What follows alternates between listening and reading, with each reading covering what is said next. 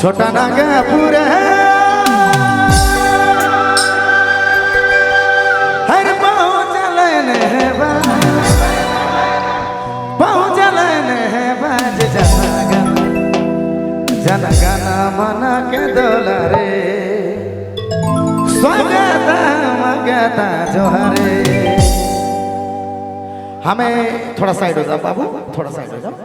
तमाम गोतियावल पढ़ा राजा मन के अवल गोतिया मेहमान गोतिया मन के हमें मन पूरा पढ़ा समाज भटले सौंप पढ़ के आपने के बहुत बहुत हार्दिक अभिनंदन स्वागत जना थी। बहुत सारा मरम प्यार बहुत सारा दुलार जना थी। चलो एक स्वागत गीत के हो छोटा नागपुर